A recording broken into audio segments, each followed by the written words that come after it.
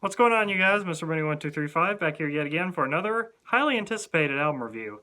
Gorillaz, Humanz. Now I think if you've been watching me for any amount of time, even since the first year of this channel, you know that I've been pretty hyped for this band all throughout their entire career. And when they take a 7-year hiatus, of course, I'm going to be hyped for this. Some people count the fall, some people don't count the fall. 2010 was Plastic Beach, 2011 was the fall, so it's been 6-7 years since we've had a brand new Gorillaz album. Damon is a workaholic. When he got done working with Plastic Beach, he went off and did all of this opera stuff with Dr. D. He dropped his solo album in 2014, The Magic Whip in 2015. So he's been a busy guy. I'm sorry I haven't got this review up sooner, but honestly, this album has been perplexing me a little bit, so let's just talk about it. This album confuses me in a few ways, as in I think it's really, really good, but I also think it's one of the most consistent albums that Gorillaz have ever put out. There's not a whole lot of genre bouncing on this album as I'm used to, so the Gorillaz fan in me is a little disappointed in that regard, but the upbeat music side of me and the part of me that gets pumped up from like club music, it's happy.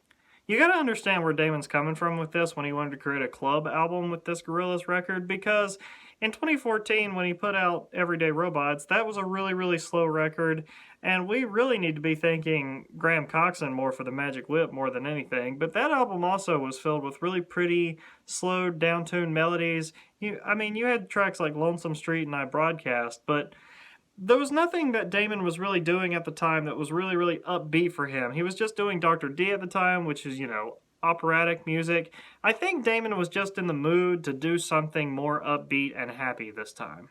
Not happy as in the term happy, this album's storyline is really interesting. It's basically a party for the end of the world. We're living in the age of Donald Trump now, and they consider this to be the fucking end. So if we're gonna go down, why don't we go down partying?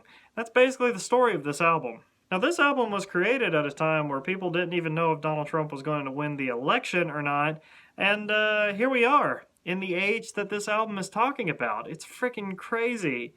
Though I will say that the political message on this album isn't as out there as some people thought it was going to be. Yeah, luckily you don't hear Trump's name getting dropped on this thing all the time or anything. There's only just a few select tracks like Let Me Out and Hallelujah Money that kind of reference the political spectrum. We got the power to an extent, but We Got the Power is about kind of saying, fuck Trump and fuck hating people, let's all get together and love each other. And that's basically what We Got the Power is all about. But anyway, enough with the backstory on this thing. Let's just get into the tracks, because this is a really perplexing album, and honestly I just don't really know where I want to stick this thing amongst the other, albums from Gorillaz. I don't know where to stick this in the discography of ranking style. That's going to take me another few months to decide, probably. The first track, Intro, I switched my robot off. The interlude tracks on this album are really perplexing. I'm not really sure if they're supposed to connect or not. They do make nice little buffers in between certain songs. I do like that for them, but I'm not really seeing a connection between them at all, and I don't really get them if there really is a point to all of it. But the way that track slides right into Ascension with Vince Staples is amazing. Ascension has been one of my favorite tracks since they started dropping the singles, and man, it is a kick-ass way to start this record. I mean, it pumps you up from the very start, and it makes me want to stick around to hear the rest of the album. I mean, it's just a perfect opening song. My only complaint, I wish it was longer. That's about my only complaint for most of the tracks on this thing. Then after that, we go right into Strobe Light, which is a kick-ass, funky R&B jam. I don't know who Peven Everett is, the vocalist on this track, but I definitely need to check out more of his work because I love his soulful vocals on this thing. It is a catchy fucking song. When your private life, just get up and dance. It is fucking awesome. I love this track so much. The only thing that I wish would happen on this album that doesn't really happen is I think we were spoiled a little bit with the live show that they did before this album came out. Because I'm going to say right here, a lot of the energy that was in that show doesn't show up that well on the album. Like, you want some of these tracks to go a little bit harder than they actually do, and it's a little disappointing in a way, especially Let Me Out. When I heard Let Me Out live, I was like, oh shit, this is going to be a fucking banger. But when you listen to it on here, it doesn't have as much as a punch to it. Same thing with like the track Moments and Strobe Light. These tracks, they need a little bit more of a punch to them, and I feel like they kind of missed out on that a little bit. I was really hoping that when Ascension ended and it slid right into Strobe Light, the bass would be a little bit more powerful, the track would be a little bit more, I don't know, it would feel a little bit more full when it just blows in there, because that would be a kick-ass song to go right from Ascension if the track was just a little bit more, I don't know. I don't know what it needs, I don't know how to fix it, but I hope you get what I'm saying. It's a really small complaint, but it's just something that I thought was worth pointing out because I've seen a whole lot of people talking about it in that way. After Strobe Light, we have Saturn's Bars, which is fucking great. One of my favorite songs on this thing. I really need to get into Popcat. He's a dance hall singer, and I really dig his vocals, man. I know people complain about you don't know what he's saying and stuff like that, but this is one of the best tracks on the album, man. And 2D sounds great on the second half of this. I absolutely love Saturn's Bars.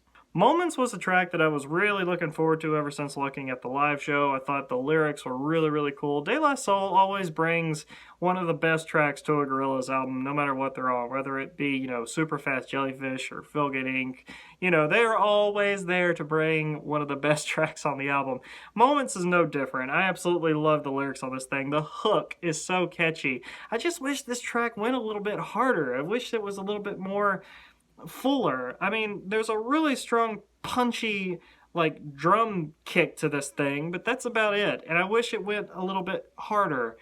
It's hard to explain. I hope you get what I'm saying, though. Still a really great track. And I also wish that it kind of, like, faded into the next interlude, the Nonconformist Oath. I wish it went into the interlude track a little bit more smoothly, because it rises up and then it just quits, and then Nonconformist Oath starts. I think it would have been nice if this entire album just flowed together, like a few of these tracks do. We'll get to that in a little bit, because Submission is the next track, and Submission is fucking awesome. Kalela, I believe that's how you say her name, she sounds great on this song. Her vocals are amazing. I love the lyrics on this thing. So catchy, so good. Danny Brown, he brings a verse on here that's just killer. I love what he's singing about on here. A lot of personal problems, kind of issues he's got going on in this track. I thought he sounded great on this, and I think he sounds great on this album. Danny Brown, man, he brings some funk. I know a whole lot of people can't really get into his vocals, his nasally vocals, but he sounds really good on this track. Not to mention Frankie Sinatra. That's a killer jam of last year right there. This track fades great into Charger. I love how the ending of Submission melds right into Charger. I think that's great. I wish this entire album did that from start to finish. I think that would make it for a really interesting listen. But I digress. Charger is a fucking banger. Holy shit. The closest thing that you're going to get to rock music on this album, with that sampled guitar loop that just goes on and on throughout the track. But my god, does it make you fucking ja ja ja and just kind of like bang your head and constantly, and it's awesome. I love Charger. It's so cool. Oh my god, so many great songs on this album. Elevator Going Up lasts 2 seconds long, 2-second interlude track. Fades right into Andromeda, another one of the best damn songs on this album. Really interesting lyrics on this thing. It has an interesting backstory. I mean, I know part of it was written about Bobby Womack, how he passed a few years back, or last year sometime, either one. It was Bobby Gracing, I know that. That lyric in there. Really, really good. I love Andromeda. Fades perfectly into Bustin' in Blue. One of my absolute favorite slow songs ever from Gorillaz at this point. You have great slow tracks like 1-2-D3 and Empire Ants and To Binge and all these really great slow Gorillaz songs. And this one here is tops. It's awesome. It's also one of the only tracks on here that doesn't feature any guest stars, which I know is a huge complaint with some people. Damon doesn't appear on a whole lot of tracks on this thing, or if he does, it's only like backing vocals. I'm hoping that changes. Apparently Damon has like 40-some songs that he was creating for this thing that didn't end up on the album, so we're probably going to get a B-sides album for this thing. I know it didn't happen with Plastic Beach, but I foresee a B-sides album coming for this. Can't wait to hear that. Bustin' in Blue, awesome. Goes into the talk radio interlude. Fades perfectly into Carnival, which in my opinion is the worst song on this album. Carnival seems like kind of a bit of a wasted opportunity. It almost seems like alternate like interlude track. I mean, it's only 2 minutes and 12 seconds long. It's very, very minimal musically. Anthony Hamilton, his vocals sound great, and I really love the hook of the song, Just Like a Carnival. I love that. The vocals just aren't as strong, and musically it's not as strong. And when you blink, it's over. I don't really get it. Carnival is the weakest link on this thing for me. But that goes right into Let Me Out, one of the strongest tracks on this album. I absolutely love the gospel-style vocals from Mavis Staples, and Pusha T delivers a killer fucking verses on this thing. You can hear the Trump stuff if you want. I hate that they left this edited on the album version. I was hoping that maybe on the album version we would get it unedited. Obama is gone, who was left to save us? So together we mourn. I'm crying for my neighbors. They say the devil's at work and Trump is calling favors. I wish they had left that in there, but whatever. It's okay. Let Me Out, very, very powerful song. I absolutely love it, especially those vocals coming at the end. Gives me goosebumps. I love it. After that, it goes right into Penthouse. Then to Sex Murder Party, which when I heard this song live, I was a little bit worried that it was going to be kind of boring, but I really love the album version of this track. I think it's really dark. I think it's really cool. Especially love it when the hi-hats come in really quick near the end of the track when Damon's singing his hook. I think Sex Murder Party is a great song. Then we go into one of the coolest songs of the Gorillaz' entire fucking discography. One of the best goddamn songs on this whole fucking album, She's My Collar. Holy shit, She's My Collar is fucking awesome. When I heard the live version of that, I was like, oh my god, this song is gonna be fucking killer. And it was, man. It does nothing but even improve on the live version. Unlike some of these songs that kind of disappoints from the live version, this song actually stays, on an equal level with the live version with how awesome it is. So fucking cool. I love She's My Collar. One of the best songs on this thing. That hook, man, is so fucking cool. Then we go into the Elephant Interlude, right into Hallelujah Money, which has grew on me so much. I legitimately really like Hallelujah Money now. It's crazy, man, how Gorillaz do that. I mean, seriously, if anyone doesn't like a Gorillaz song, give it like 4 or 5 days of repeated listens, and you will grow to fucking love it. It's so weird how that happens. But that's what happened with me, and now I legitimately really like Hallelujah Money. It's crazy. And that fades in pretty nicely immediately into We Got the Power, which is a very powerful closing song. I do wish it was a bit longer. It feels like you kind of close your eyes and this song ends too. I think it's great that they got Noel Gallagher on here to sing back up because, back in the Blur versus Oasis days, I know that Oasis pretty much wanted Damon to die, and now they're friends.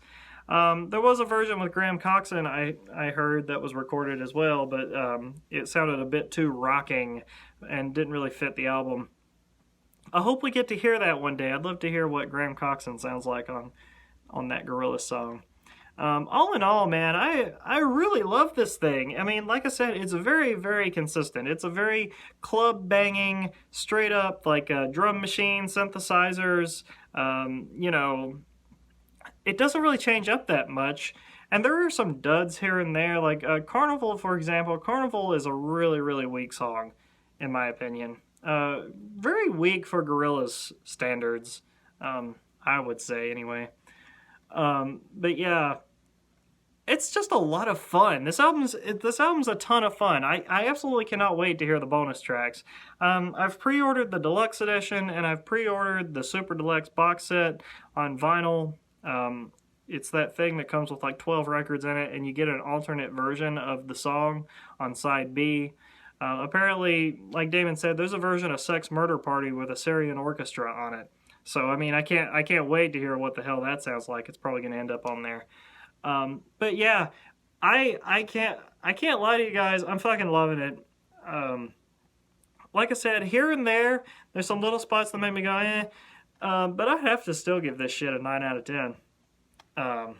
Where does it rank among the other Gorillaz albums? Man, I have no idea. I still think Demon Days is probably the best thing that they've ever done, and it's going to be really hard to top. Demon Days is like Gorillaz' American Idiot, really, in a way. But really, when you're in the mood for something like this is the perfect album for it. I'm just so happy. And I'm going to be making another video tonight talking about the live show that I'll be attending for these guys, because I think you guys are going to get to hear about that. So, yeah. So, Humanz, 9 out of 10. Going to be listening to it the rest of the year. Probably going to be my top album of the year. Been listening to the new Little Dragon. About to listen to the new Little Hurricane. Going to be listening to the new Queens of the Stone Age that's coming out this year. A lot of cool things. And I'll definitely be back to make another video about the deluxe edition songs. I know they put out a new song today called The Apprentice. So I might do a track review on that, and I'll be back to talk about the deluxe edition songs. So this is a review of the standard edition of Humanz, and I will see you guys again really, really soon. Oh! It did not disappoint. Shocker. Gorillaz didn't disappoint. What a fucking shocker.